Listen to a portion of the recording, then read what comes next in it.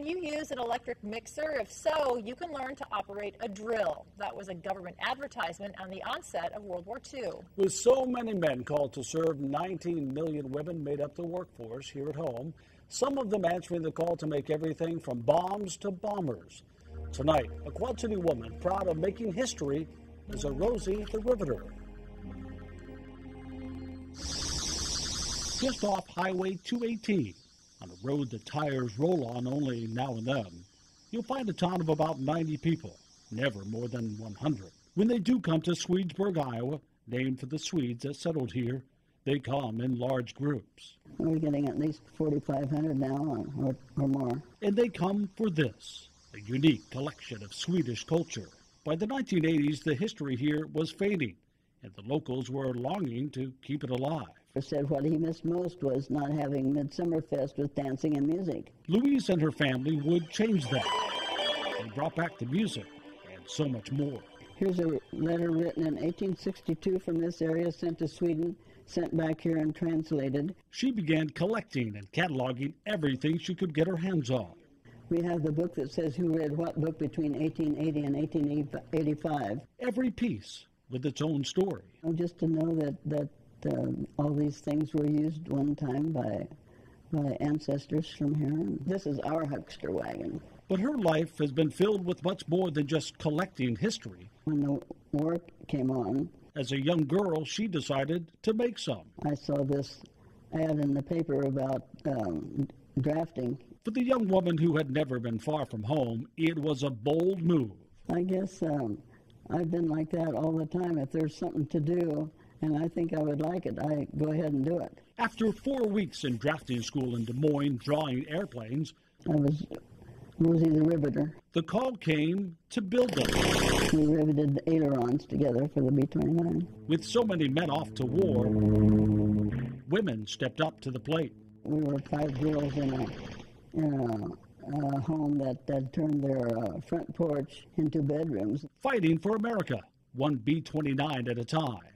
In Omaha, the work was hard, hot, noisy, and physically demanding. 40 or 50 pieces that you put together and put a little cleat in it and hold it together, and then you start riveting the rest of them up. And somebody has to rivet and somebody has to buck. I In the evenings when others rested, she stepped behind the plate and played so well. It says in the newspaper clippings that I helped out anyway. Still so modest about those days. Are you a competitive person? Oh, sure. Soon life would change again. Her high school sweetheart came home on leave. They married, and after the war, worked side by side on the farm. He had a shoulder injury, so of course she helped with the heavy lifting, along with the other chores and raising 3 children. Her Rosie the Riveter days were behind her, or so she thought, until about 6 years ago, when she heard of a convention for women just like her that left home to make history. About 50 there at first, now down to 20, most in their 90s. I tell people that I'm 45 times 2 plus 2. Then, 1 year ago, the woman who still rides a bike several miles a week, still full of life and adventure, would get chosen for a new one. I'm August. A calendar girl. Since my birthday is August 11th, why they put me in as August. Who better to represent this time of change? Well, if I wanted to do it, I guess I went and did it. A living cultural icon. Rosie, who used her strength to make and preserve history. on the assembly line.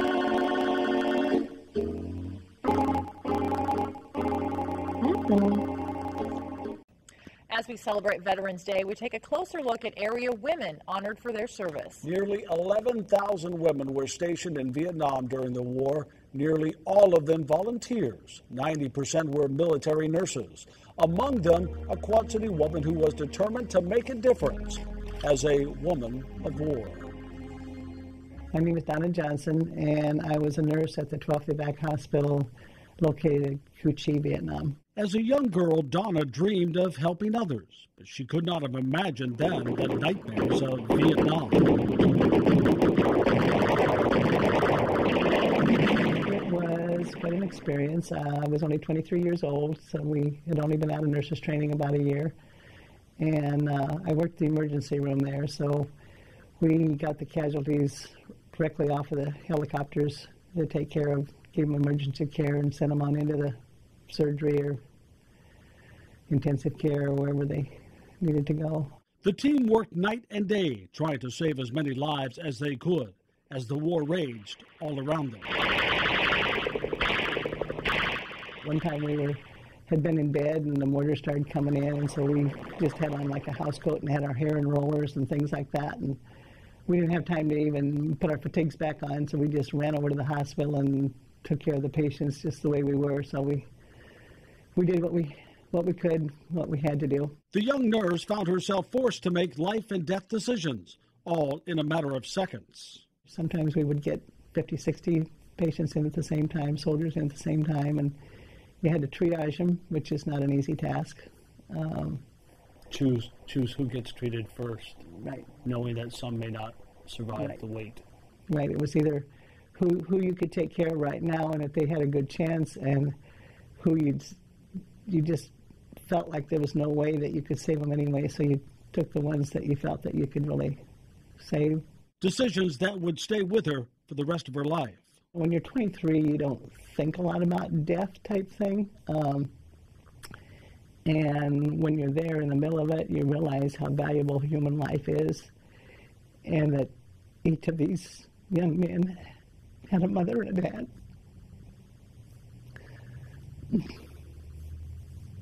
This is hard. 50 years have passed, the painful memory is still so vivid, but Donna is still serving. For the past several years, she has worked with the Honor Flight, sending veterans to Washington, D.C. Only on this flight, she'll be there too, as part of the first full flight of Vietnam veterans. It really feels strange to be on this side of the fence, and it feels wonderful. And I'm looking forward to bonding with some of the other Vietnam veterans. And I'm sure there's a lot of names on that wall that I took care of.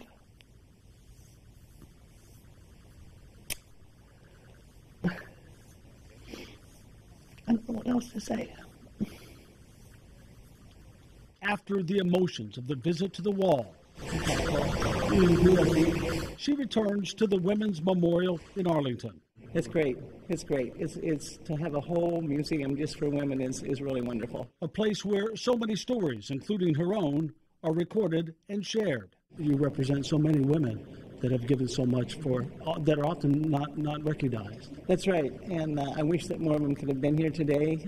I don't know how many Vietnam women actually are in the Quad City area, but it would have been nice if there could have been more women here today. But a surprise is waiting this time. Hey, how are you? How are you? Good to see you. A chance meeting with the retired Brigadier General who was instrumental in establishing this site. But you were the ones who did the most. Without any question. It's a team effort. And that's true of World War I, World War II, Korea, Vietnam. The nurses are the ones. And as the day comes to a close, perhaps the biggest honor is waiting for her back at home, where this long emotional day of healing began, where a community gathered 2,000 strong to give her a thank you she could have never imagined. Absolutely fantastic. It was more overwhelming than I even expected. And as she slowly makes her way through the sea of flags, handshakes, and tributes from people she doesn't know. And the little kids, I love it. I love it, the little signs that they make, and they're so happy when you tell them you like their sign. They just love that. It's really wonderful. One more surprise. Familiar faces, lots of familiar faces. Neighbors, family, and friends all surround her. A day a long time coming. A day that will stay with her forever. The whole day was perfect and couldn't have asked for anything better. It was one of the best days of my whole life.